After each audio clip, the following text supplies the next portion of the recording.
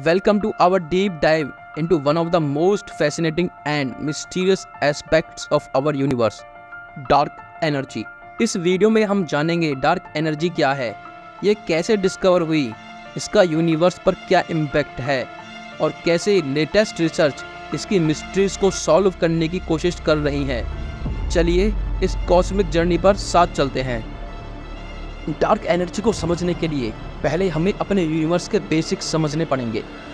Universe बहुत vast है और बिग बैंग के बाद से एक्सपेंड कर रहा है, जो लगभग 13.8 बिलियन साल पहले हुआ था।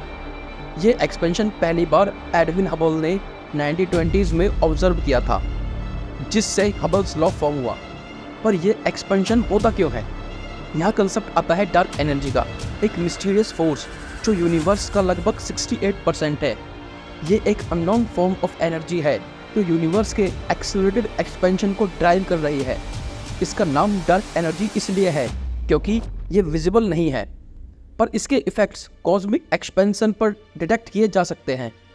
डार्क एनर्जी का कंसेप्ट लेट 1990s में सामने आया, जब दो इंडिपेंडेंट टीम्स ऑफ एस्ट्रोनॉमर्स ने एक ग्राउंड ब्रेकिंग डिस्कवरी की। वो टाइप LA सुपरनोवा स्टडी कर रहे थे। Type LA supernova exploding stars होते हैं और स्टैंडर्ड कैंडल्स के रूप में यूज होते हैं कॉस्मिक डिस्टेंस को मेजर करने के लिए। डार्क एनर्जी के लिए साइंटिस्ट 3 हाइपोथेसिस देते हैं। आइए वन बाय वन तीनों हाइपोथेसिस को देखते हैं। फर्स्ट हाइपोथेसिस, पहली हाइपोथेसिस है एम्प्टी स्पेस एनर्जी या फिर कॉस्मोलॉजिकल कांस्टेंट। इसमें मानते हैं कि डार्क एनर्जी एम्प्टी स्पेस से आती है। एम्प्टी स्पेस में पार्टिकल एंड एंटी पार्टिकल्स होते हैं। ये पार्टिकल्स अपने आप पैदा होते हैं और एक दूसरे को खा जाते हैं या यूँ कहीं निकल जाते हैं।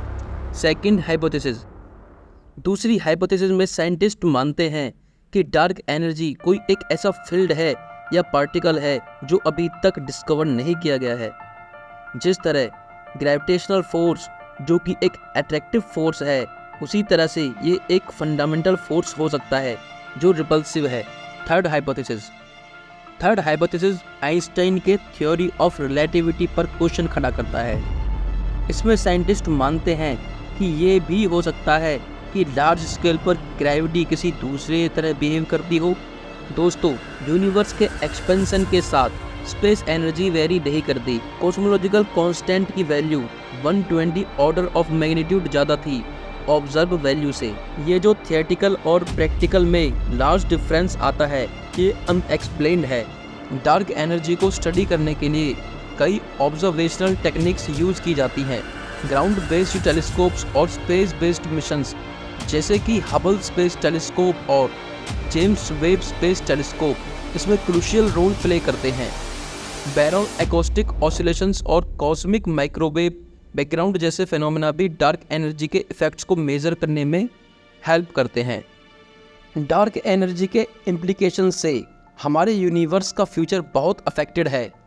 अगर डार्क एनर्जी कांस्टेंट रहती है तो यूनिवर्स कॉन्टिन्यूसली एक्सेलरेट होता रहेगा, जिसे बिग फ्रीज सिनेरियो कहते हैं।